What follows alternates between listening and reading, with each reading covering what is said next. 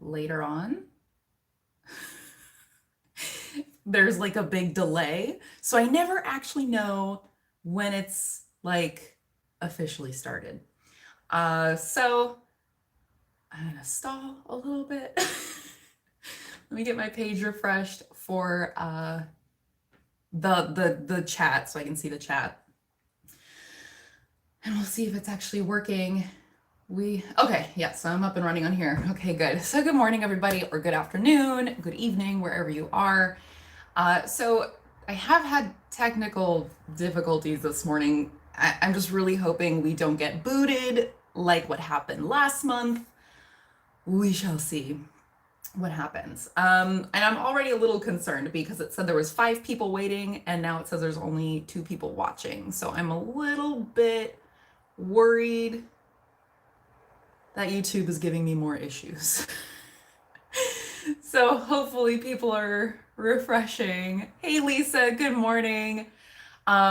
So I did want to let everybody know, I took some tips from Lisa over on Beyond Authentic, and well, first of all, I have pinned the comment with where you can donate. Donating on Ko-fi is a lot preferable if you feel so inclined, of course. It's much preferable to YouTube because YouTube takes a pretty large cut of donations.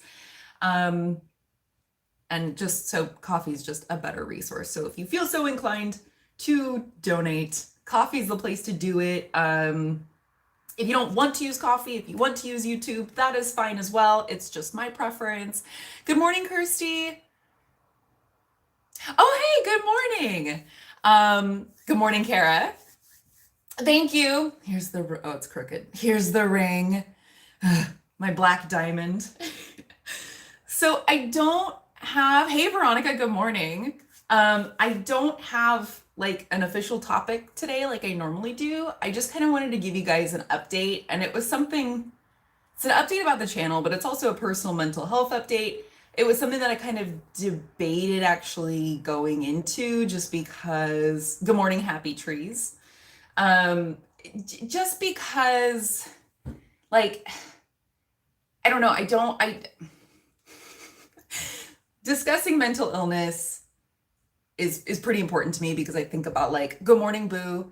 I think about the more that we talk about it, it removes stigma. I also feel like what I deal with is something that a lot of people can relate to.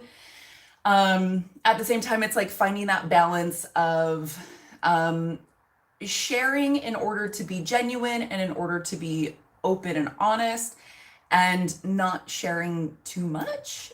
So it's like a weird balance. So I have kind of like a quasi script so I don't completely lose my train of thought. But first things first with the channel, I did take some notes from Lisa over at Beyond Authentic, and I still haven't set her up yet as a moderator. That will happen. I have been very behind on everything this month, which I will get to why in a minute. Good reasons and bad. So so yes, you'll notice that there's a chat delay. You can only send something in the chat every 20 seconds. This isn't so much for like the regular viewers. You guys are never like too overwhelming or anything. It's partly precautionary. You guys are all wonderful though. I'm not worried about you. So I am sorry about the delay. But it's more cautionary than anything. And then also only people who have been subscribed to the channel for 5 minutes or longer can comment. So that will also help prevent things like spam. It's just me trying to be a little more professional. I'm getting there, you guys, I'm getting there. So the other thing I wanted to say about the channel is I have decided to cut back to 1 video a week. I was previously doing 2 videos a week, 1 release on Wednesday evenings and 1 release on Sunday mornings, my time anyway. And I just started to find that as work is picking up and some other factors have come into play, that it's just become a little bit too overwhelming for me. And I don't want my videos to lose quality. I don't want to randomly skip videos. Like, I'll be honest, I've been a little bit flaky with videos the past month. I know this. I'm so sorry. I feel really bad about it, but Again, there's further explanation. I'm not excusing myself. I am trying to take this YouTube thing very seriously. But that's partly why I'm deciding like, okay, I need to know where my boundaries are with this. So I'm cutting back to one video a week. And what that means is it'll be one video released every Wednesday, 7 p.m. California time. But in addition to that, I'm still going to do the third Sunday of every month live stream, like this one. That will be like a separate thing. And I think I'm gonna still do the vlogs, but I'm just gonna kind of release them whenever works for me. That way, so I'm really just cutting back from 8 videos a month to 6. And then that vlog one kind of gives me, when there's no deadline, I can just kind of release it freely when I have the chance. That takes a lot of pressure off of me as well. So those are the changes that are happening to the channel. Otherwise, everything's pretty much staying the same. There will still be, when I have time, there will still be extra videos. I just don't want to make any promises and then just not put out a video, which is what has been happening this past month. It has been a little bit of a difficult month, which I'll get to that with the mental health update, which is kind of what led me to this realization that this is something I need to do for myself. But I also know that I need to do it for you guys, because eventually it's only a matter of time before the content suffers. And I'm just putting out like crappy videos for the sake of like meeting the deadline and turning out a video. So, oh yes, Kirsty.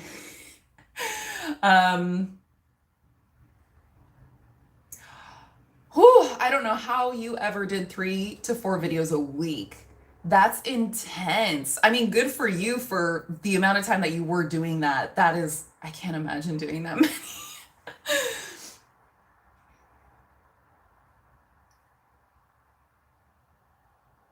Yeah, Lisa, no, exactly. Like so it might hurt my algorithm a little bit, but at this point, I just reached over 4,000 subscribers, which I'm excited about. But like, so it might slow down the speed at which I'm gaining new subscribers a little bit, but I know for the most part, YouTube really likes 1 video a week. Obviously, if you churn out more, it's gonna prioritize you a bit more if you churn out more videos more often. But as long as you're doing 1 video a week, from what I can tell, because YouTube is not transparent about this at all, it's as long as you're doing 1 video a week, you don't suffer too badly. So yeah, but and I was kind of debating if I wanted to move the live stream and maybe like remove a Wednesday. I know Sundays like are pretty much one of the best times for us to do this, where the most people can get on. And so I considered moving it. Well, I didn't want to move it, but I was like, well, maybe I'll like not do the Wednesday video. But honestly, I also I'm looking at my list of video ideas, and I'm still really excited about what's to come. And I'm still really want to do those. I do have some scripts pre-written. Maybe one day I can hire an editor and then I can get back to 2 videos a week. And that takes a whole lot of work off my plate, but that would be way into the future. So, yeah. Oh, seriously. The algorithm exists somewhere inside of the hollow earth, right? Like it's oh, thank you, Boo. That's really sweet of you to say. Yeah, and it did, like, I did start to feel very unhealthy. And it wasn't just the channel. I just realized that was an ongoing factor, because if you guys have watched me talk about myself before, you probably already know that I have issues with burnout, because I push myself to be super productive. And then I added all these when it was just the channel, that was fine. But then I added all these other things to my plate. Work is starting to pick up. I'm also looking for additional extra work. And then there's also like, now I'm wedding planning as well. My mom is needing more and more help. There's a lot going on that, and also that's the other thing. It's weird because like now that I feel better, you'd think like I have more energy. Therefore I have more time to do more things, but it's not really working that way. It's more that I need to reprioritize my focus on, losing the excess weight that I don't want on my body, that I gained in the time before I got diagnosed, kind of just revisiting my physical health as well as my mental health. So like that's a lot of my time is taken up like working out and making sure I get more walks in during the day. I started taking a Zumba class, which I love. It's so much fun. Just lots of things like that, getting back into weightlifting. I'm not like, well, I've been weightlifting this whole time, but getting much more serious about it. I'm not back at the gym yet. I'm trying to wait and see how other work picks up before I like commit to that monthly expenditure, especially when I have so much equipment here at the apartment. So anyway, I'm just a very busy woman. um,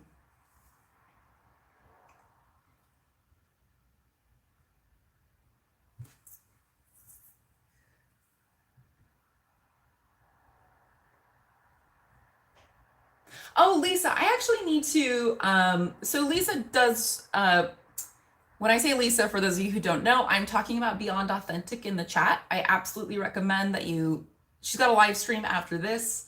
Definitely check out her channel, subscribe, and also why don't you go ahead and share the beauty, health and beauty channel as well in the chat? Like, feel free to promote yourself. I don't mind.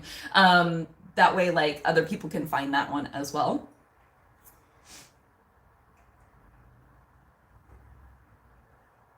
Yeah, I think, I know I kind of struck while the iron was hot starting up the channel during the middle of the pandemic, because a lot of people were home watching YouTube and exploring new things. I know a lot of people that got into witchcraft during the pandemic because it gave them time to explore things like that. People also found a high, I would imagine anyway, I don't have like statistics from a study on this, but I would imagine, the pandemic and the isolation and a lot of different things affected a lot of people. And I imagine that a lot of people started seeking out spirituality.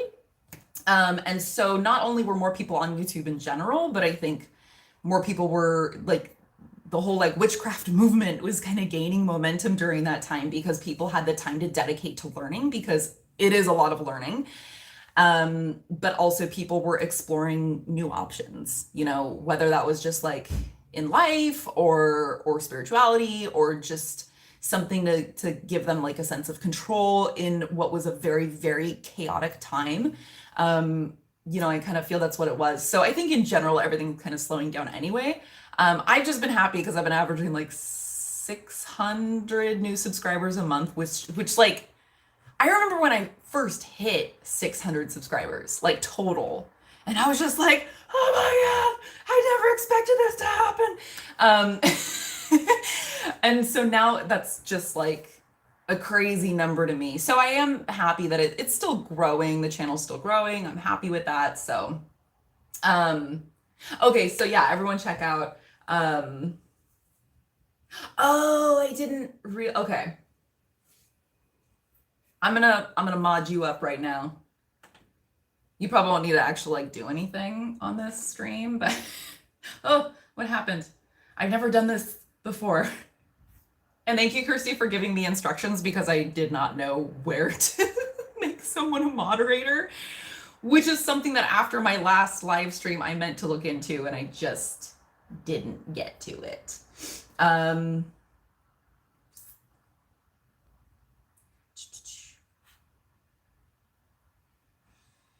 Interesting. Sorry, I'm now like finding things in here that I'm like, what is this?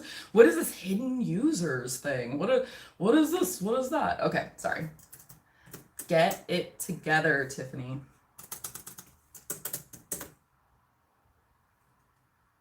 Why? Beyond. If I can type. Okay.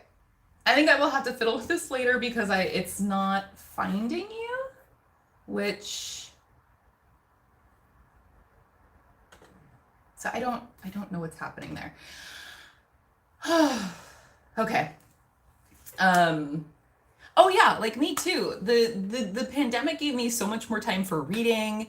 It also helped me, it helped a lot with my meditation too. Like, I mean, I've been meditating daily for a long time before, but I was able to meditate for like longer periods of time. And that time didn't feel, it didn't feel like, it was easier to calm my mind. We'll put it that way. It was easier to calm my mind because I wasn't thinking like, okay, the alarm's going to go off in 10 minutes. I've got 10 minutes to meditate before I then have to get up and get ready for work. Things like that. I wasn't like hyper focused on other things. I was able to just reprioritize myself. So it did a lot. Foxglove, how do you keep cats off of your altar? I don't know. I'm so sorry. I've never had a cat in my life. So I can ask around. Actually, if anybody in the chat has cats or works with cats, is very familiar with cats, and you know how to keep a cat off an altar, please let Foxglove know. I'm so sorry I can't answer that. And you know, I really want a cat. And that's one thing I've thought about, is like, that's something I'm gonna have to deal with when that day comes. And I just have no idea. I used to work with cats too, but I don't know. Cats are exempt from human or metaphysical laws. That sounds about right. Yeah.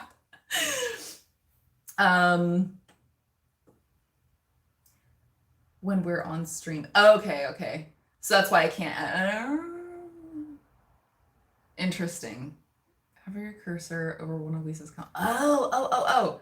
Okay, hold on. Trying again.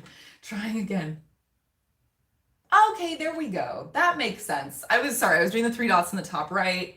That's okay. Thank you, Kirsty. You're super helpful. I have a moderator now. Put something up there that they're averse to. Something, okay, like lemongrass. That makes sense. So Boo suggested putting like something up there that's scented that they don't like lemongrass or something. I think, I don't, it might depend on your cat. I'm actually having more and more issues with Alina, my dog, getting into my altar. It's the perfect height for her to walk up and like sniff things, and she's got a big old head, and so she's always like knocking things around. And like I'll hear a little click clack, and I'll go in and look, and she'll like come out like, I wasn't doing anything, and my wand will have rolled off and is on the floor, or there'll be like, she likes the skulls, like the actual animal skulls and the feathers that I have up there, which that makes sense. You know, it totally makes sense that that's what she'd be into, being a dog. She's sniffing that out. But yay! Yeah, and so that's my difficulty, is like, mine used to be above dog height, but then I really like that I can just sit on the floor and do all of my work, do a meditation there, do whatever it is I'm doing at the time. I really love just sitting on the floor and to work, and and so that's why I switched it to the lower table. But now she's like getting into things, and I luckily I have everything that could potentially harm her locked away in a chest. You know, like I have some poisonous herbs and plants and stuff, and things that dogs are allergic to, or are toxic or poisonous to dogs. So those I have locked away, like, just in case. I never ever want her to get into that. She's for the most part good. She just likes to sniff things, but then yeah, her big head just knocks things over. If my rabbit was still free roam, he would be the one I would have issues with. He would be up there all the time, like, oh, you bought this bundle of rosemary for me? Thank you so much, Mom. Like, he's the one I would have trouble with.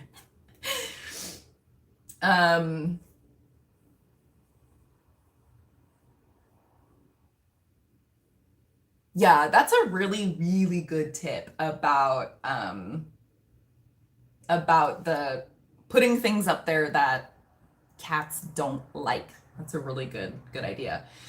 Yeah, my rabbit, he's so mischievous. Like he just, that's why he used to be free roam, and now I have to kind of contain him because he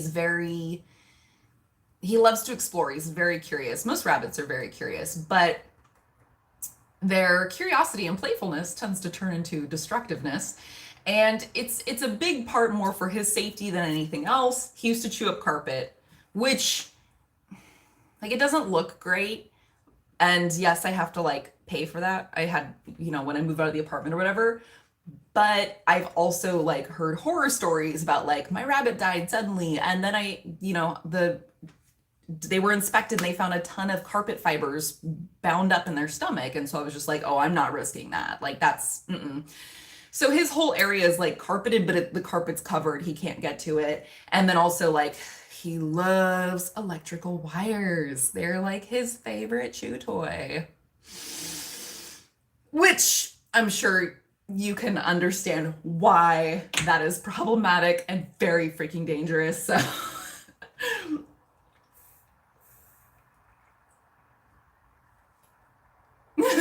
you're trolls. Yeah, I was actually discussing this with somebody recently about where to place the altar in the house. And they were talking about how they have lots of space in their living room to put it. And so they were considering putting it there, but they were debating. My issue with that is having it in the living room is that I have people over. And I don't want people messing with it, like being like all curious, what's this? Like your curiosity is welcome, but please don't touch. And then also when you put it away, because I keep mine in my bedroom, it's much easier to just close the door and have privacy. So if Mikey needs in the bathroom, the kitchen, the living room, the loft, like he's not interrupting what I'm doing while he's moving around the apartment. If I usually give him a heads up. Hey, if you need anything from the bedroom, get it now. I'm going to be in there locked away for an hour or two. But I have a 3-year-old who used to well, I'm glad it's used to and they outgrew that. So you understand. Usually 3-year-old humans' teeth aren't quite as sharp as like a rabbit's, but still they could definitely get the job done.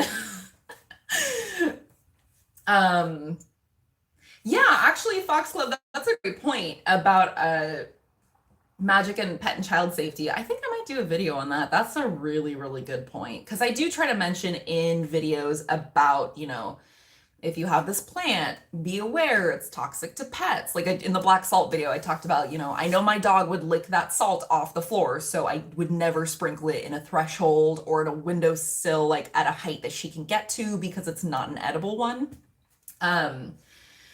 But yeah, so that would actually be a good video just to do a full list of a bunch of things. But what was I saying? Oh, so the thing about keeping my altar in the bedroom is that I have a lot more control about whose energy gets into contact with it. If I have it in the living room, everybody who comes over is just obviously like I do cleanse my apartment very, very frequently. I have things set up so it's constantly like being re-energized, bringing in positive energy, but you just never know. And it also is just a lot less work. You don't have to cleanse it quite as often if you just kind of keep it, away in another room that most people don't go into. So that was another reason. I forget where I was going with that, but anyway, let me catch up on the chat.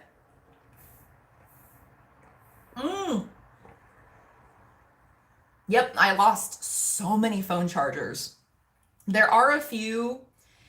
That was the one cable I really was just really hard to not have out because I would keep my phone on the nightstand so I could hear my alarm and wake up in the morning, but then he could access the nightstand at the time. So that was one thing that was like, what am I gonna do? But I actually found they do make cables for phone chargers that are wrapped in metal, so he couldn't get through. That one was like nearly indestructible. So that one, like worked great. He didn't get through it. It eventually broke just because I had it for like 3 years. But I highly recommend that if you have a dog, cat, rabbit, or toddler who likes to chew on cables. But then, yeah, the headphones, I lost so many headphones. And I'll never forget the day I had just built my computer. I had just built it. Um, and I came home from work one day and he had chewed through, luckily it wasn't that bad, but he had chewed through the cable for the keyboard. Everything else I had enclosed, so he couldn't get to like the power cable or anything like that. But it was just so infuriating to be all excited. Like, I spent months collecting all these computer parts, and then I spent all this time like literally hand building a PC. And I'm all excited every day. I was like coming home from work and like gaming and all excited to do it. And then I came home one day and my rabbit had just like ruined the keyboard. And I was just like, ah! And I had to run out to Best Buy and go get a new one really fast. I was so mad. Oh, yeah. No, sorry, you're right. I about the metal wrapping.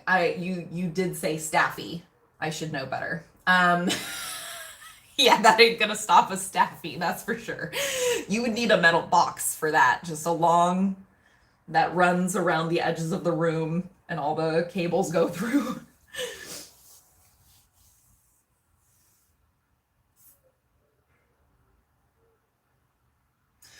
Ooh, yes, having your altar and your space as much as like your own personal energy as possible is super important to me. I know some people have this feel that, well, the more people who go by it, the more energized it's getting inadvertently, which there's some like ethical debate there with, right, of just like you're just like absorbing other people's energy and using it for your own purposes, but I won't go into that.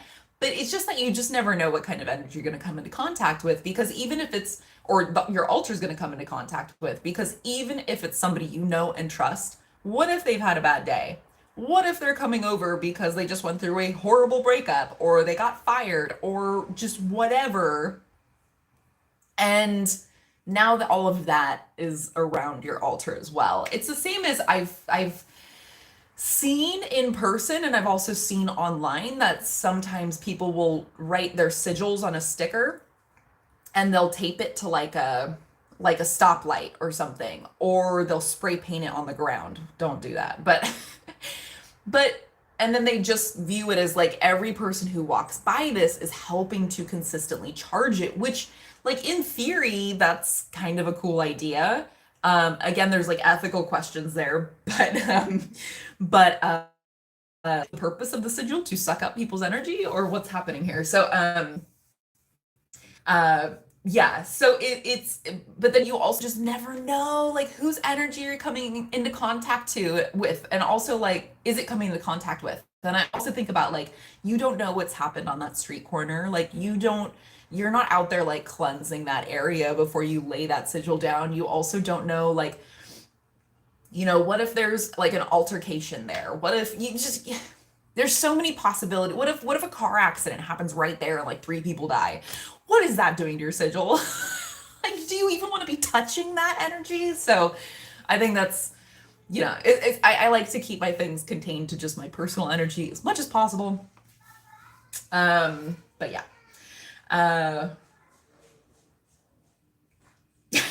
Just brotherly love, I guess.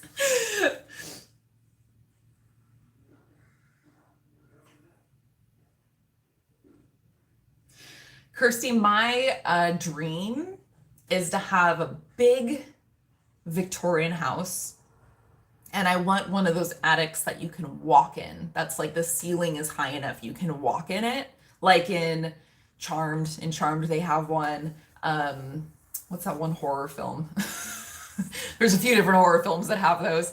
I love the feel of it. It's both, to me, I've always found attic spaces to be very comforting and kind of like that rustic feel, but then they're also spooky, and I really love that. And I want to have like And my fiance has said, like, well, if we ever get that house with that place, that space is all yours. I'm not touching it. I'm not going anywhere near that freaking attic room.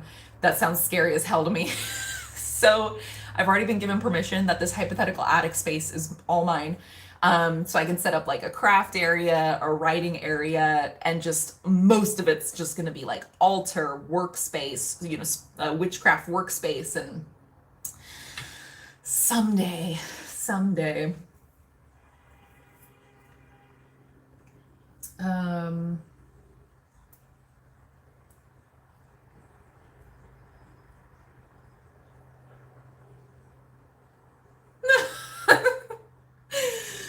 Boo, I love that. The exterminator. Yeah, we've had some maintenance requests where the guys had to go into the bedroom, and I've always kind of wondered if they've noticed it or if there's, you know, especially because since my last video posting my altar has grown a lot. I've added like, I can't remember if I had the shelves already, but I've added more to the shelves. I've hung more things up, and it's also kind of spread a little. I say a little, but it's spread a lot. And so it's pretty obvious now. Like before it was just kind of tucked away. It was on the other side of my dresser and you'd have to like walk around to see it. But now it's like sort of like taking over the whole corner area. So yeah.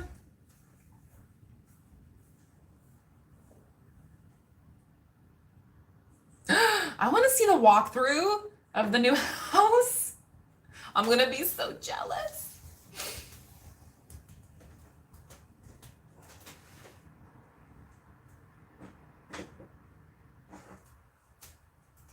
Yeah, luckily my sister, when she comes to visit, she always walks in my bedroom. She goes, it smells like witchcraft in here. And like she's checked it out a few times, but she's never touched anything. She's 34, so like, I don't know how old your brother is. But I know like, I'm sure if I had had an altar set up when we were teenagers, it would have been a problem. Like she would have been touching things and picking things up. What is this for? What does this do? Ooh, can I do this with this? Like it would have driven me crazy.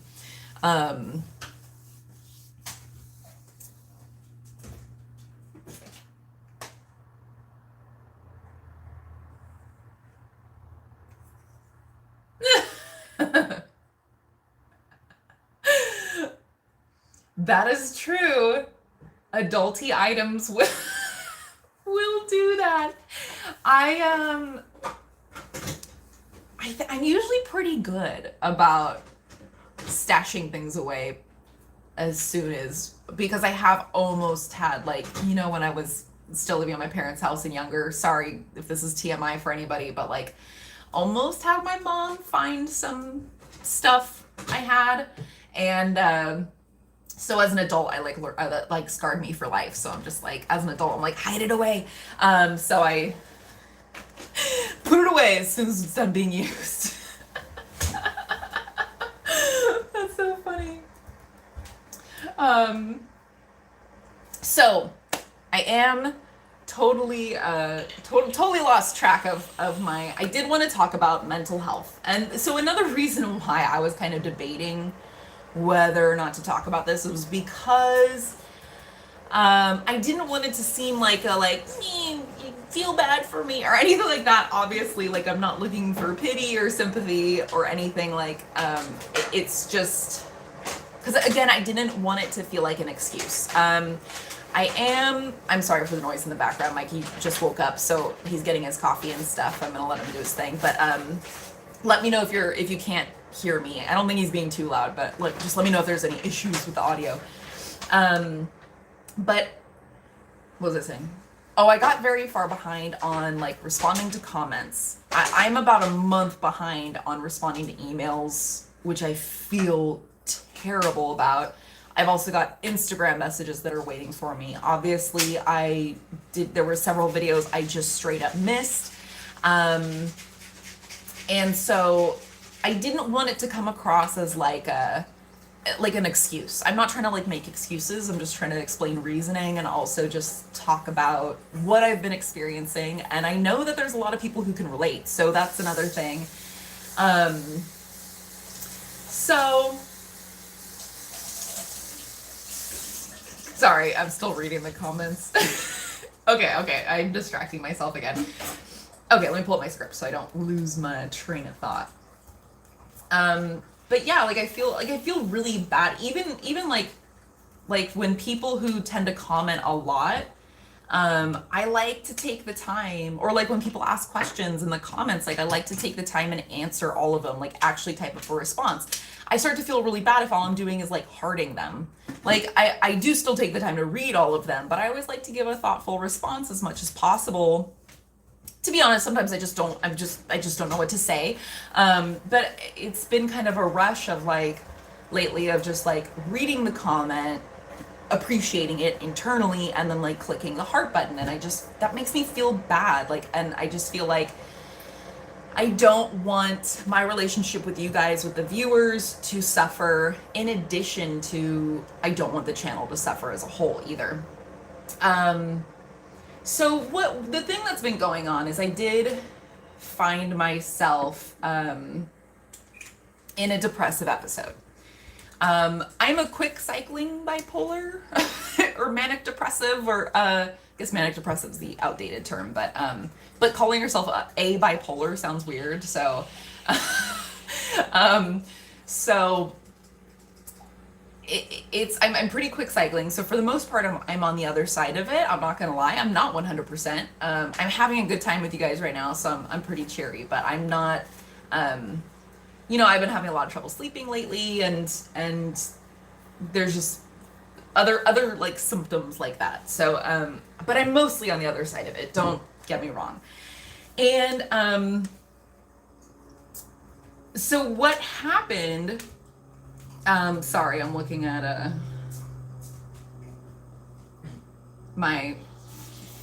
this is a really bad script. Like, I don't know what I was thinking. This is just not well written or well organized whatsoever. That's fine. I'll just talk about it. So the weird, okay, trying to gather my thoughts now since my script was crap. So I have experienced depression that is caused by outside circumstances, right? Like outside factors, whether that's something traumatic happened, or extremely devastating happened, or negative things have been happening frequently that kind of build up, or even if there's just like a lack of something in your life. I have had depression caused by that. But the fun thing about bipolar disorder is that you don't always need a reason to become depressed. Sometimes it just happens, and sometimes it happens after a natural high, right? Like, it doesn't always require a manic episode or a hypomanic episode to lead to depression. That's just what it is. Like, it often feels like there's no rhyme or reason, and sometimes it's very disappointing because it feels like I often can, so I'm being kind of hyperbolic when I say this, but sometimes it feels like, oh, I'm not allowed to just have a natural happy high without there being consequences, without there being a downturn, because bipolar disorder is made up of peaks and valleys. I have experienced some extreme manic episodes in my life. Thankfully, it was only 2 really bad ones, because manic episodes can ruin your life. Oh boy. So luckily I've only had 2, but I do experience hypomania from time to time, which is sort of like a milder version of mania. And most of the time I lean towards depression with my bipolar disorderedness. So what happened was I got engaged, right? I got engaged, which was amazing and super exciting. And I'm still excited about it. And I started wedding planning. And then I had to go with my mom to have one of our dogs, our family dogs, put to sleep. That was a very fucked up event. He was 17, so it's not like it was like it's not like we didn't see it coming. But the thing that really affected me was that, and I'm so sorry if this is like triggering to anybody, it's a sad story. I'm not going to go into too much detail, but he was very, very old. He was 17, and we knew it was his time. My dad actually called, can you drive your mom over to the vet? And so we went, and he died as my mom was passing him to the vet. Like, we literally had just gotten into the room, and I knew he was dead before the vet even said anything. And then the vet laid him down and, listened for his heartbeat, and he, pronounced him dead. And he was like full on dead. I there was no mistaking it. Like, he did like urinate himself and everything. And then a few minutes later, his heart started beating again, which was fucking nuts, first of all. The vet was like, okay, he's like, this happens. It's really, really rare, but it happens. And he either didn't or couldn't tell us why or how. But yeah, the damn dog just like straight up came back to life. We didn't even do anything, because after he passed the first time, the vet said, I don't think it's worth resuscitating him. And we agreed, like, he's too far gone. So, yeah, like, on one hand, at first it brought me a little bit of comfort, because it was sort of this, like, look at him, even at 17 years old, he's a damn fighter. But then I had to watch this dog die twice. And that really messed me up for a couple days. To put it lightly, we did end up having to euthanize him at that point, and he was just like, he had no awareness of where he was or what was going on. There was no rescuing him. He was done. Sorry, I'm trying not to cry right now, but it kind of really messed me up for a few days. And so I went from this like supernatural high to a natural high to a natural low. Right? Those are natural. Those happen in life. It would be awesome if that's where it stopped, right? And I just processed those two things separately and went about my life. That'd be great. But I have bipolar disorder, so it doesn't always work out that way. So it was just up and down, and then I bounced back up. That's what tends to happen with my cycles, is I'll hit a low and I bounce right back up, and vice versa. So I went into a state of hypomania, and luckily it wasn't too intense, but I wasn't sleeping very much. And all I was doing, for the most part, outside of work, was wedding planning. Because you would think, oh, I'm hypomanic, I'm gonna be super productive. Nope, no. Because the issue is my productivity does not get spread evenly. I get tunnel vision. And so the wedding planning just happened to be the thing, especially because I resorted to that to help kind of pull me up from being sad about the dog. His name was Simba. Losing Simba. So the wedding is planned for November 3rd, 2022. I have over a year. It's pretty much done. Like, I've already planned it. Everything's designed, everything's planned. I found almost all of my vendors. I've already booked the venue, which includes the catering and the DJ. So most of that's handled. I've already added, the only thing that I haven't done yet is like the things I want to hand make. I haven't handmade, and I haven't ordered things yet. And the only reason I didn't do that was because I kept thinking like, but where am I going to keep it? Because if I buy it now, I'm gonna have to store it somewhere, and then it's gonna be cluttering up the apartment for over a year. Well, I don't want to do that, because then I know that's gonna freak me out. That's really gonna bother me. It's gonna be in the way.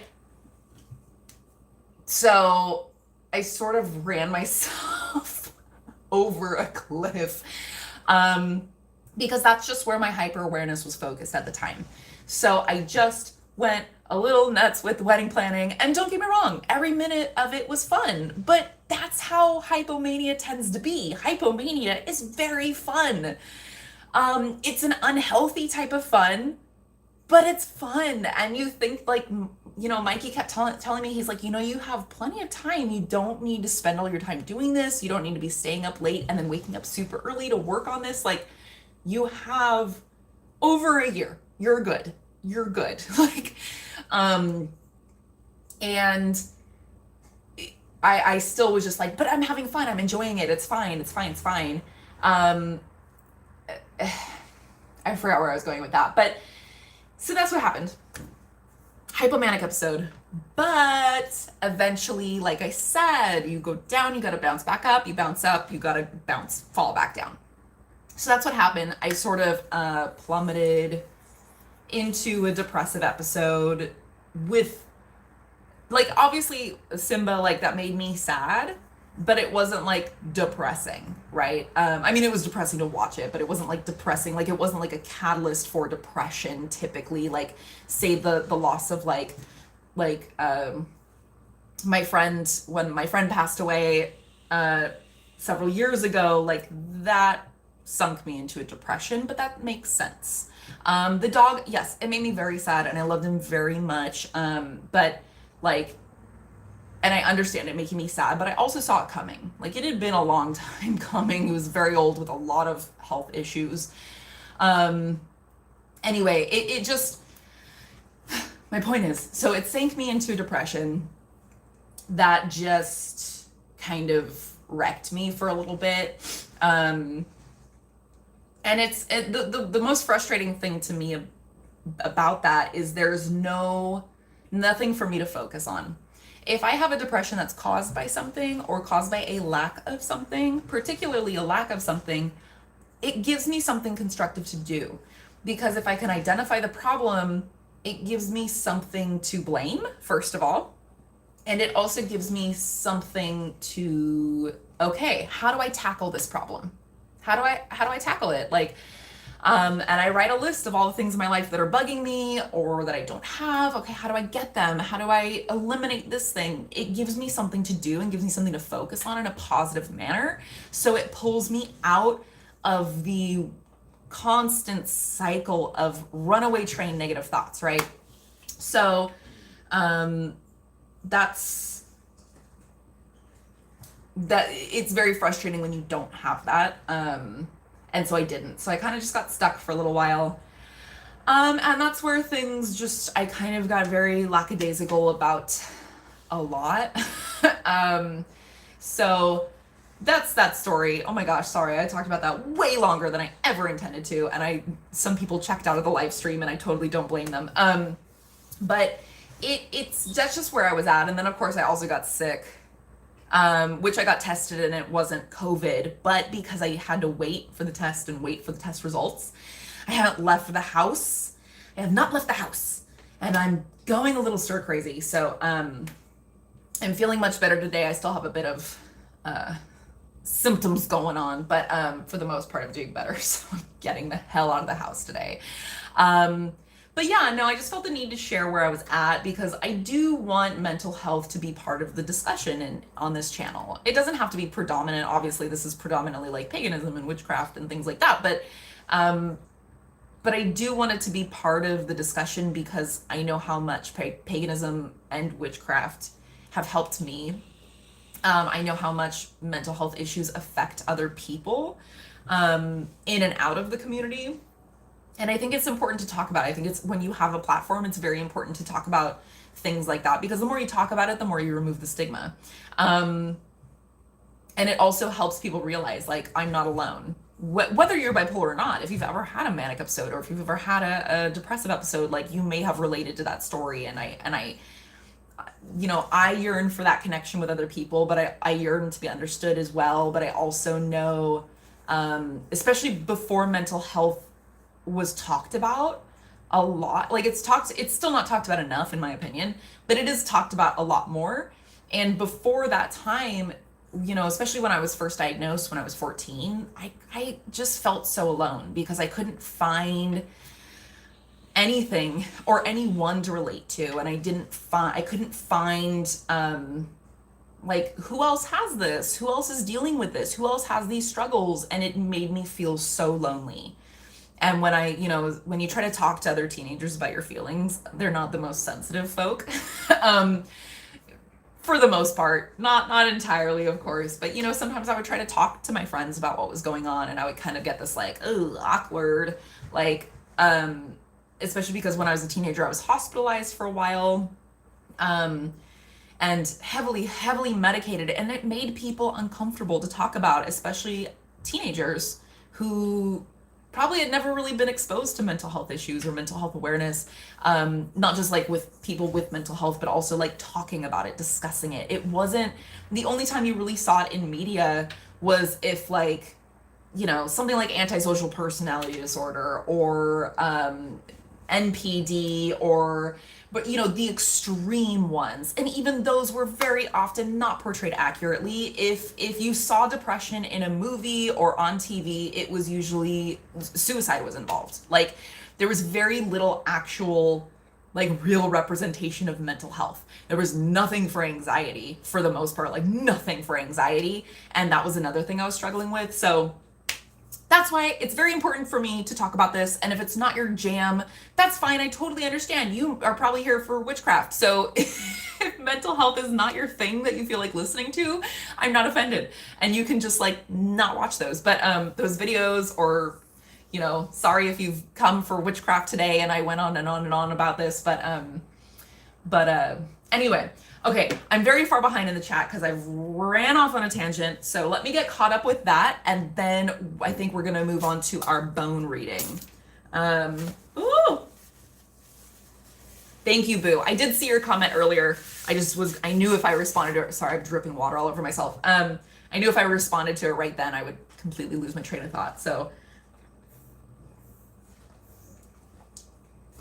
yes, bipolar disorder is a very, it is a fickle beast. It is a pain in my ass, is what I mean to say. Yeah, it took many years to find the right medication combination. And then there was all the side effects I was dealing with, and I was also dealing with a psychiatrist that I was not the biggest fan of. And this is all when I was a teenager, so I had very little say in my treatment. Pretty much no say in my treatment. And I did have to get very stern in wanting to, like, at one point I was on 8 different medications. 8. Some of which I still to this day don't think I needed. And it was like, sort of like, okay, well, this one's mood stabilizing, but it causes anxiety and panic attacks. So you also need this one to treat that. Oh, but that one is also a stimulant. So we need this one to put you to sleep. Oh, you have trouble waking up in the morning and you have ADD. I don't think I have ADD. I'm going to be honest. Bless you. Satan blesses you.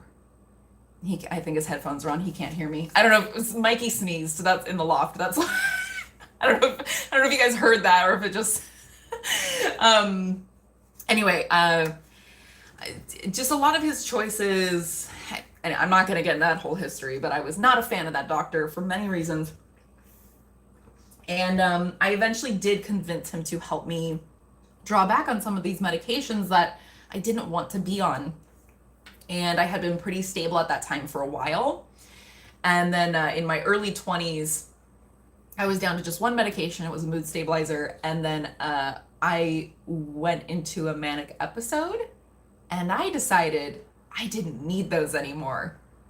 I do not recommend this. Let me be clear. I do not recommend this for anybody who's on any kind of medication for anything, mental health or otherwise. Like, don't just go off your meds. Like, do not do that. It's very not good. But I was in a manic episode, and that's what tends to happen. Things like that tend to happen. And I never went back on them, to be honest. So that's the reason I feel the need to stress, like, do not do this. Like, I really lucked out that it worked out for me. I really worked out. I really lucked out. Like, really, really, really. So let me be clear on that. Don't do it. But I did stop seeing that psychiatrist, and I did continue with therapy. And I did find that being off of medication for myself was the best choice. This is not the case for everybody. If you need medication, there is nothing wrong with being on medication. If you don't like the medication you're on, talk to your doctor about it. There may be whether it's working for you, but you don't like the side effects, like talk to your doctor, please. It was a personal choice. That's a long story, but to get into that one, so I'm not going to go into it now. But I did go off, but I did find other things that worked for me. So Lisa is posting some support resources for mental health assistance. So if you need those, please, by all means, click those links. I can also pull up some more, especially things for affordable therapy. I will link those in the description when the live stream is over. So please, please, please utilize them. Even if you just feel like, well, I don't have a mental health issue, like I don't have like an illness, but I'm having problems right now. You know, I'm a very strong believer in that therapy helps everybody. Like therapy helps everybody. Everybody deals with stressors. Even if you're not dealing with like a diagnosed mental illness, like everybody deals with stressors in life. Everybody deals with hard times in life. Like if you need to talk to somebody, like don't feel ashamed. Go do it. Find somebody, talk to them. And if you don't like the first one, try another one, because sometimes finding a good therapist that fits for you, it can take a little bit of time, but do not give up on that. And there are a lot of very affordable sliding scale options in the US. So please, please, please, please get yourself help if you need it. And even if you're just like I said, even if you don't like, oh, I don't need it because I'm not suicidal. I've heard so many people say that. Oh, I don't need therapy. I'm not suicidal. And it's just like, it will help in many, many ways, even just for the average person. So anyway, okay, sorry, that was another side tangent about medication. And then it went into I did want to talk about the links. Oh, you're a psych student, Foxglove. That's awesome. I almost went into psychology. Why I didn't is a separate long story, but I still do kind of harbor some dreams about going back to school and studying psychology. So I am impressed and I am envious of you. And I'm glad that helped. I'm glad you enjoyed my story.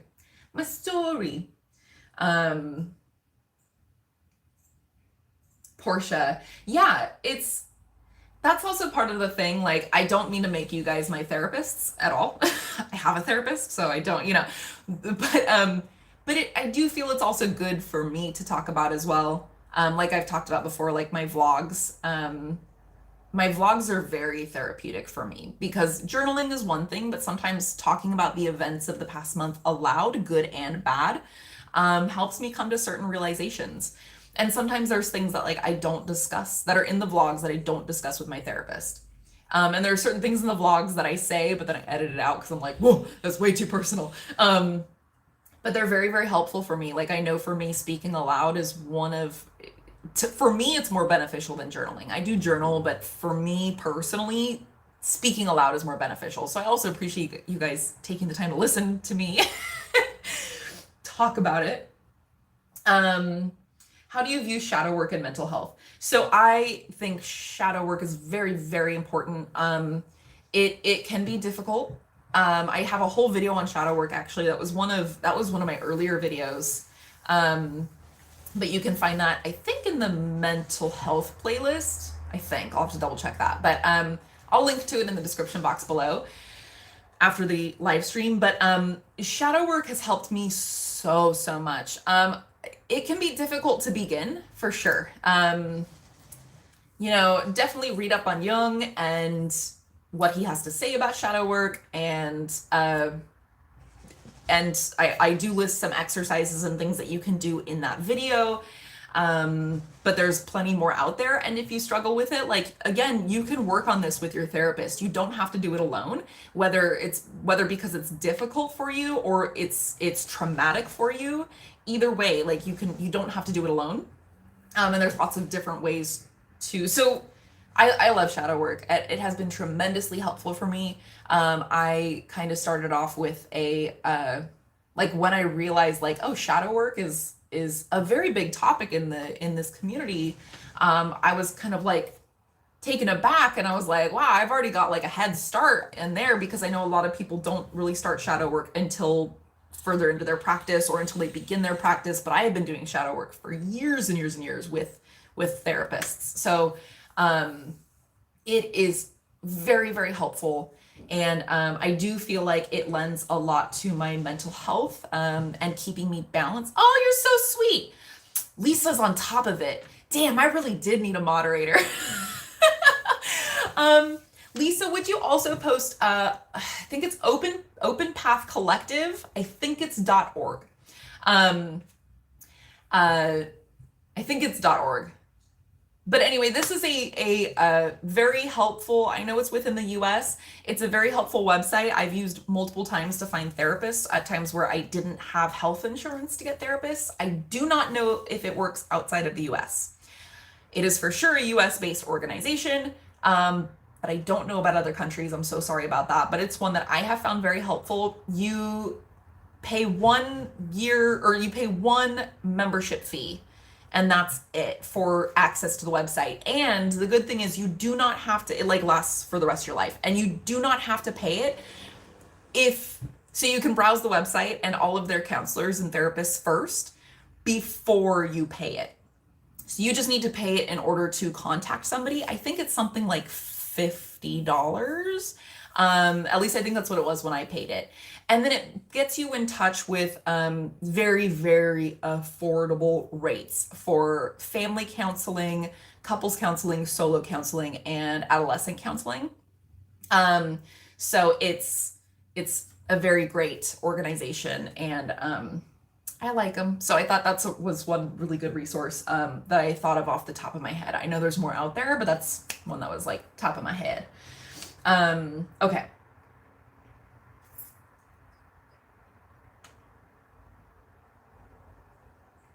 Okay, how does your mental health affect your magical practice? Lisa, that's a really good question. Oh, that's a really good question that I'm trying to think if I can answer concisely. It really depends day to day, first of all. It depends day to day, really. And I do find that they help one another for the most part. I'm not talking, when I have one of my extreme swings, whether that's depression or hypomania, it's a little bit different. I am going to post a simple spell on my Patreon, though, that has helped a little. Like, I do struggle to do spell work when I'm depressed, but there's one in particular that does tend to help me when I'm depressed, and I call it my kick in the ass spell, because I know one of the best ways to help with my depression is to get myself up and doing things, not overexerting, but just making sure I tend to regular life. I don't let the dishes stack up in the sink. I make sure to shower and brush my teeth every day, because things like that can be a struggle.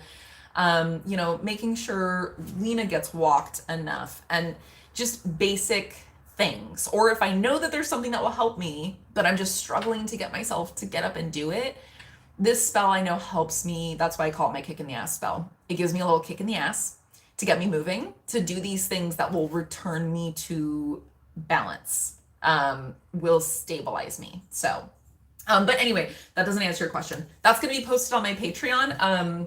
So I think in the next couple days. So yeah. Okay.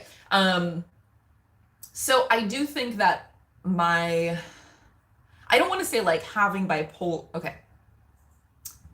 Manic depression doesn't, I wouldn't say it adds or detracts from my craft for the most part, but I do find that having had that experience and that wide range of emotional experience, has been beneficial for my craft. Was it fun? No, but like I would much prefer to not have bipolar disorder, of course, but at least there's a silver lining on that cloud. Now, my craft, one of the big reasons I was drawn to witchcraft in the first place is because it was one of the things that made me feel like I had some semblance of control. Now, obviously, mental health is not the only place in life where people feel that they don't always have control, but for me, it has been a very, very predominant one. I have been dealing with the effects even prior to diagnosis for the vast majority of my life. I had my first depressive episode when I was 8 years old, and I'm now 32. So, over half of my life I've been dealing with this, and there are times where that is the biggest area of my life where I have felt a lack of control, which, if you guys know me, you know I have big issues with lacking control. Witchcraft helped me, Stella got her groove back. Like, for the most part. Do I have complete 100% control? No, of course not. And I never will. Nobody ever will. But it did give me a sense of purpose and a sense of grounding and a sense of connectedness in times where I felt incredibly alone. And misunderstood. So it helped me find the beauty. Like, there is a certain beauty in I'm trying to phrase this right, because I'm not trying to say like people with mental health issues are like more special than the average person. Like, that's not necessarily true. Like, and it can absolutely sometimes be the other way around. It just depends on the person. But I do feel it gave me like certain benefits in life. It's really hard to describe, because I'm not trying to romanticize mental health or mental illness whatsoever. I'm really not. But you have to, like I said, you have to find your silver linings, right? And so I think witchcraft did help me find more silver linings in my bipolar disorder and in my struggles, in my anxiety even. Again, I feel like I need a script for this, because I'm trying to think how to phrase this, or even like how to put this feeling into words is kind of difficult. Do I have words for it? I don't know. It brought me peace. Why don't I that's very, very much oversimplifying it, but witchcraft really helped me find a peace and an acceptance with who I am, but also how to take this struggle and use it to my advantage. I talk about that a lot. In a lot of my videos, you'll hear me talk about like taking a negative and turning it into a positive, or trying to find the positive in it. That's where I got that from. I took the biggest negative of my life and I had to find a positivity in it. I had to find something good about it. Otherwise, like, how can I love myself? How can I be comfortable in my life if I couldn't find something about it that was okay, that made it okay, that made it acceptable? That, again, I don't want to say like I'm not trying to make it sound like it's a good thing, but I do benefit from it in certain ways, in that, I felt like I matured emotionally very young, and it made me a very resilient and very strong person. And that is something that I really hold dear about myself, that I'm really proud of myself for, and that I love about myself. And the route it took me to get there kind of sucks. But I'll take it. Okay. God, yeah, Boo, I'm so sorry about your parents. Yeah, I feel that. I think I've talked about, like, I almost lost my mom this past year, and thankfully I did not. But it's like I said, yeah, finding that, because there's like a certain understanding when you have depression, it's caused by something, like the loss of somebody. At least you can identify it, right? But then it's also hard because there's nothing you can do about it.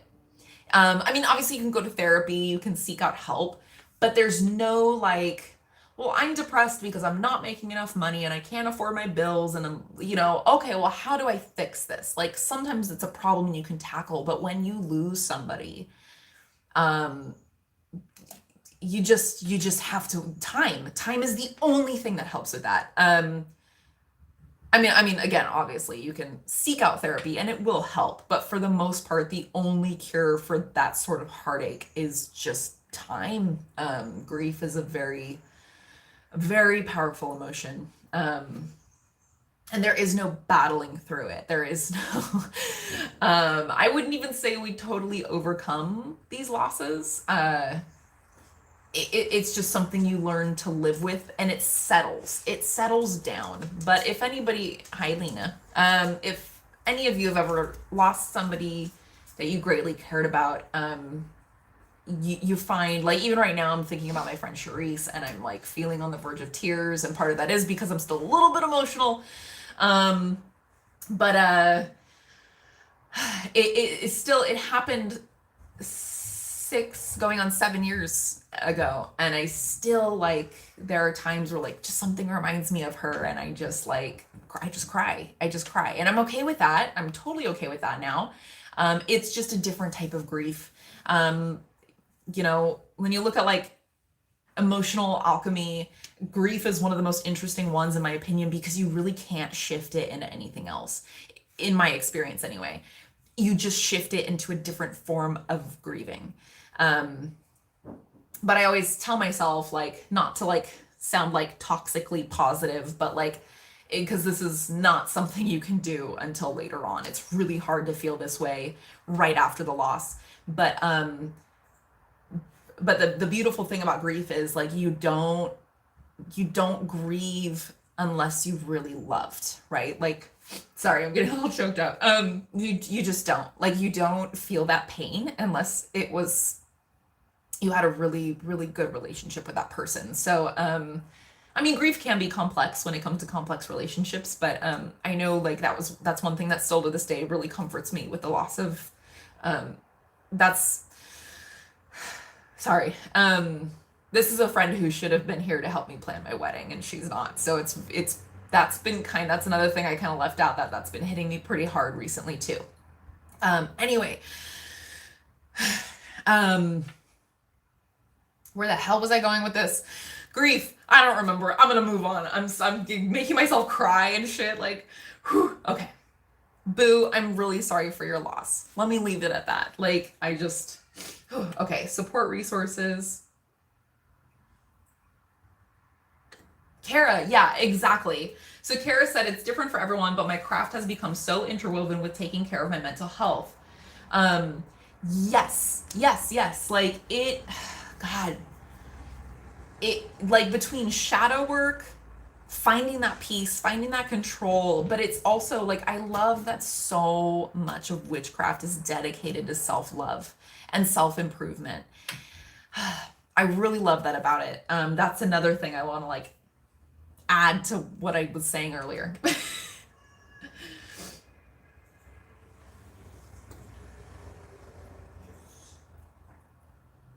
Boo, I totally agree. Yeah. Also, witchcraft is very healing, both mentally and physically. Same. Absolutely same. And I'm really glad to hear that you're off antidepressants and that you're well enough to be off of antidepressants, right? There's nothing wrong if anybody is consistently on antidepressants. Of course, I'm not trying to say that, but I'm always happy when people are at a point where they don't need the medication anymore. And that doesn't happen for everybody. Some people, and it's not a weakness, of course, it's absolutely not a weakness to need medication. Sorry, sometimes I think about those, like, posts that you sometimes see on social media where they're like, the only antidepressant I need is the gym, and I'm just like, no, good for you. I hate that shit. It is so toxic. It is so toxic. Or like, 20 minutes outside a day will help with, no. Like, yes, will it help? Yes, absolutely. I did a video on toxic positivity, so I'm not gonna, like, rail on about this, but, like, it's not necessarily a cure-all. Being outside 20 minutes a day and going to the gym are not cure-alls. necessarily. If they are for you, that's awesome. That's wonderful. That's so good. But toxic positivity drives me up a freaking wall. I won't even get started. I did get started, so I'm going to stop myself there. I'm going to nip in the bud. Okay.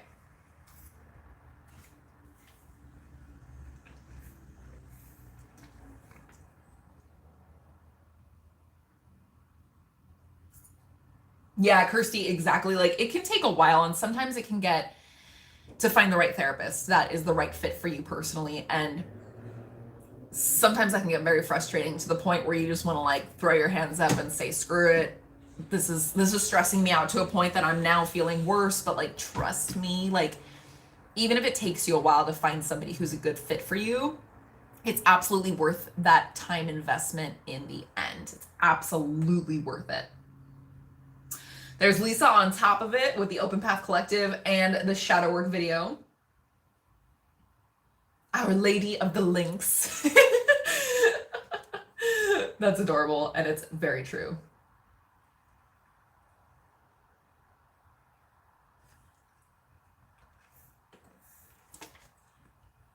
Yeah, you wouldn't be the person you are if you didn't have your experiences, good and ill. Mental health challenges are part of that. Totally agree.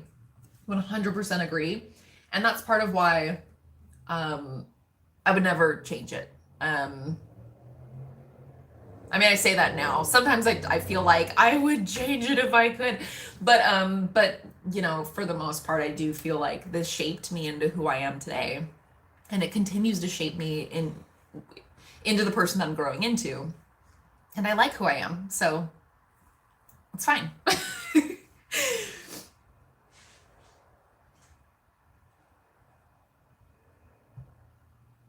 Oh, Foxglove. Yeah, I never really thought about that. Like the confessionals in Catholicism, like being sort of a form of therapy. I could absolutely see that like helping people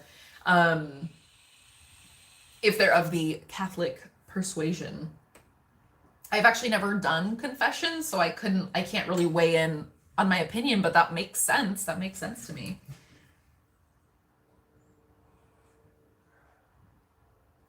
Lisa, you are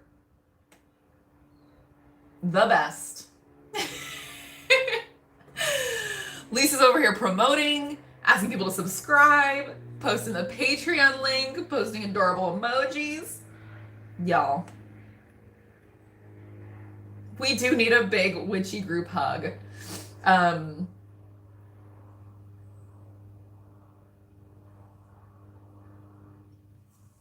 Gonna hug you guys. This is my hug. I love it.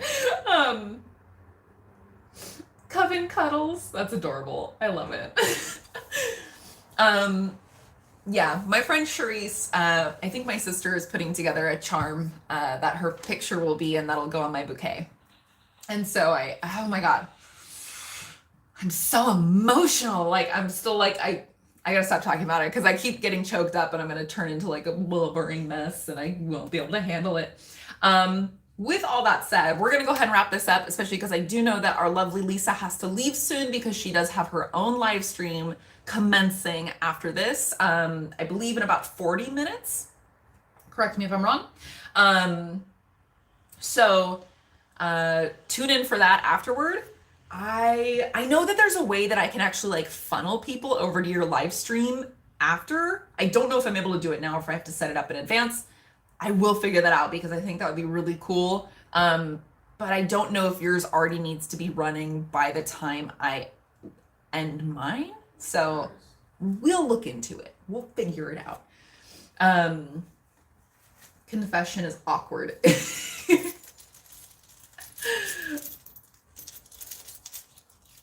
Yeah, that's what I always kind of imagine, is that I would feel like a little bit uncomfortable with it. But yeah, absolutely no judgment. I could see it helping, being very therapeutic for a lot of people. It depends on the priest you get. That's, yeah, very much like therapists, right? Kind of depends on who you get. No worries, Kirsty. Thank you so much for tuning in. I'm excited you guys were here. Okay, so I'm shaking up my bag here. Namiko, oh, from Japan. That's okay. That you can always come back and watch the rest of it later if you want to watch. I've been going for an hour and 20 minutes, so if you want to watch, there's a lot in store for you. A lot of this was discussing mental health. So if that intrigues you, absolutely. Also, oh, before I forget, oh my gosh, I almost forgot to tell you guys this. I'm going to be out of town in September, the weekend that I would normally live stream. Normally I would say screw it and I would stream from the road, but it's my birthday weekend, so I just don't want to work like at all. I as much as I love hanging out with you guys, like setting it up and getting it ready, like I just don't want to deal with the hassle of like hotel Wi-Fi and blah blah blah blah blah. So I'm going to do it the weekend before, which will be Sunday, September 12th. It'll be Sunday, September 12th, as opposed to the 19th. I will also make a couple of announcements so nobody forgets, but just be aware if you have your calendars marked for my live stream, then make sure to change it to September 12th. We're only changing it for next month. It will revert back to the third Sunday of every month. After that point, it's just an exceptional case. It's going to be a very busy weekend for me. So the following weekend will be very busy. It's the day before my birthday. So September 12th, 2022, 9 a.m. Pacific Standard Time. I will see you guys all then. But before I check out,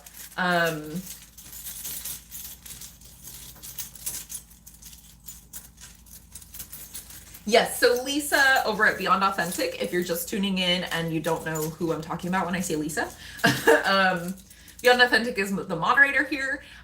She's putting up a live stream afterward, and as she says, they do self-care. We do self-care. I don't think I can tune in today, but when I do tune in,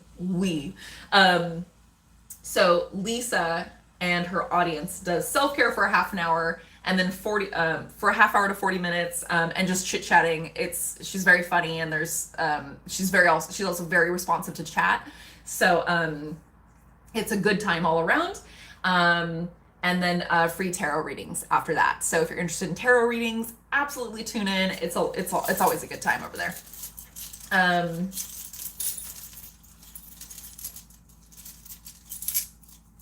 Yeah.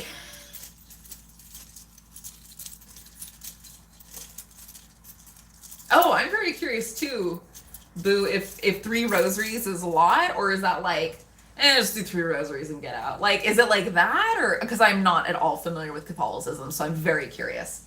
Also, if you're new and you aren't familiar, I do a bone reading. It's a general bone reading for everybody in the chat. I just do a simple 3-item poll. I try not to complicate things. So you can, I'm about to like charge it up. So focus on just any messages that you need to receive from the universe or from a spirit guide or spirit or deity or whoever. Focus on any messages you need to receive. This is a very generalized one, keep in mind, because I don't do it for individuals on here. So if it doesn't make sense to you, it may later, or it may be I'm misinterpreting it a little bit, or it just wasn't meant for you. So we're gonna focus. I'm gonna focus. I'll give you guys a second because I know there's a delay. So I'll give you guys a second to like get your focus together. And I also have to pull up my cheat sheet. Okay, I'm focusing now. Here we go. 3, 2, 1. Okay.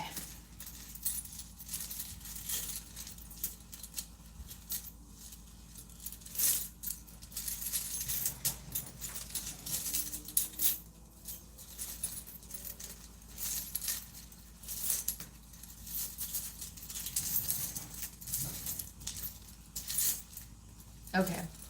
I think I give it enough time for you guys to also send out a little bit of energy despite the delay.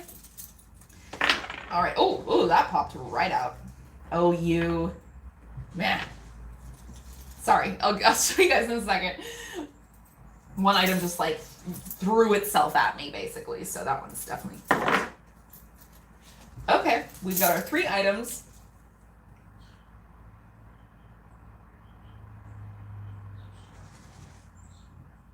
I think this is a financial reading.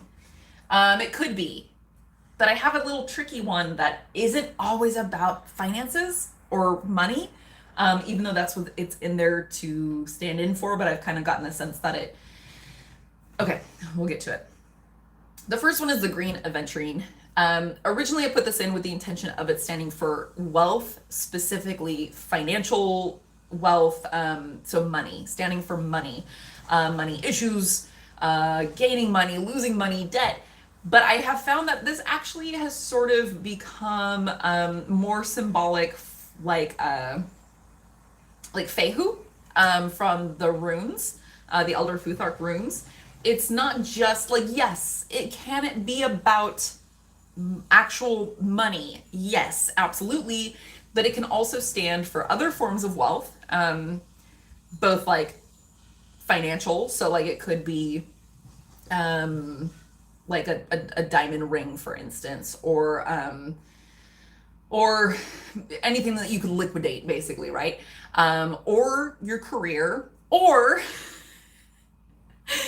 the metaphorical wealth. So other ways that make you wealthy. Also, sorry, Lisa, if you have to check out before I'm wrapped up, no worries. Thank you so much for coming.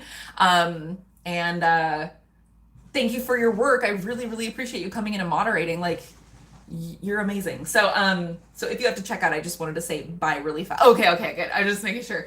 I was like, I just want to say bye really fast. So, okay, it can also stand for other forms of wealth.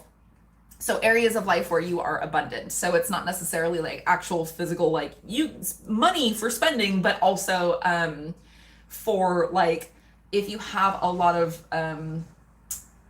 if your life is wealthy overall, what areas are you wealthy in? I have a lot of really good close relationships, close friendships. So I'm very wealthy when it comes to friendships, that sort of thing. So, especially because we don't have a specific question, whittling it down may be dependent upon you and your current circumstances, or so I'm just going to keep it general like that. So the next one is this little rock that I found in Arizona. This one stands for asking for help. I think this actually this might have come up in last month's reading, if I'm not mistaken, if I'm remembering that correctly. So it basically stands for like, if you're feeling lost in a situation, there is help. You just have to ask for it. You could push forward on your own, but that may have it could be treacherous. There may be unforeseen consequences to just trying to push yourself. You could burn yourself out. You could put yourself or somebody else in danger. Just ask for help. It's there, and all you got to do is reach out. So that's what that one stands for. And the final one is my little cinnamon stick, and this one is for home, but also family, or close personal relationships, particularly within the home, but not necessarily. Like, it could also be very close friendships or extended family, but it could also be like relationships with people that are literally in your home. So roommates, pets, boyfriend, significant other, kids, or just in general. So, oh, Namiko, you're really sweet. Oh, you're so welcome. Thank you. I really appreciate you being here and saying that. That's so nice of you. So, okay. We got to simplify it. Wealth. Ask for some damn help. And home or family. I think that's like, in my opinion, the first thing that's jumping out at me, especially because we do not have a specific question, we are just opening ourselves up to a general reading, any kind of general message we need from the universe. Somebody, or multiple somebodies, are possibly facing a financial struggle. Or, again, the wealth doesn't necessarily stand for just actual monetary money. It could also point to an area of your life that is very abundant, but you're going to, or you are currently facing a slight loss with that, or it's being threatened. So something in your life is being threatened that you currently are or were abundant with. And that could be money, like I said, or it could be other forms of abundance. Oh my gosh, I'm getting repetitive. I'm so sorry. Okay. So all you have to do though is reach out for some help. Typically somebody involved in your close proximity, living within your home, or somebody like I when I think of my family, when I get the cinnamon stick, I also I don't live with my parents, but I do think of them because they are home to me. I think of my sister, even though I don't live with her. We live 150 miles apart, but she is also home to me. So I do think of those close relations. So somebody very close to you is more than happy to help you, and they're more than able to help you, but you do need to ask for it. You can't be stubborn, you can't be proud, you just need to ask. Humble yourself a little, and ask for some help. So that's the reading. If that speaks to anybody, okay, so it does speak to Lisa. If that speaks to anybody and you feel like sharing, even just to say yep, that's me right now, put it in the chat. Oh my God, it just hit me what it means for me. Yeah. After I spent the whole episode talking about my mental health, it took me a second to realize oh yeah. That is one thing that I'm very grateful for, that I do want to give credit. I have an amazing social system. Yes, Lena, you too. Sorry, Lena says good morning. She's a little late today. She's usually earlier than this with the barking, but I have an amazing social support system in my life. Family, friends, my fiance, of course, and Lena. She's so cute. So that is one thing I am very, very honored to have in my life, and has been an amazing help through this time. Yes, boo, 100%. It's always hard to ask for help. I know for me, I have my control issues. It's very difficult for me to ask for help. But there's something in the universe telling you guys, do it anyway. You gots to. You need it. It's there, and it's willing, and you're good. If people are watching on replay, what emoji can they put in the comments? Ooh, you are so clever. Lisa's, you're so much better at this live streaming thing. Lena just made a really weird noise. You're so much better at this live streaming game than I am. Your live stream game is on point. Let's see, it's August. Are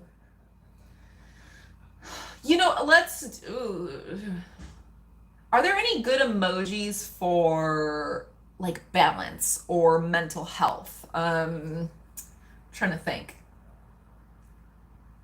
I don't know. Just put a little star emoji, whichever star you like. Actually, I think there's a specific color. Oh, there we go. The scales. I take it back. Put the scales. Lisa's on top of it once again. If you are watching this on replay after the fact, go ahead and drop an emoji of the little scales in the comments below. Also make sure to hit that thumbs up, and also go make sure to check out Lisa over on Beyond Authentic. That is authentic spelled with a number 1 as opposed to an I. The chat should be replaying as well, so feel free to. It should be over there as well. I think that's everything for today though. I think that's everything I had to say.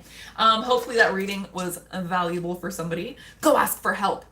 And also we were just talking about that, asking for help. There's nothing wrong with therapy and asking for help. Ask for some damn help, y'all. in whatever area you need it.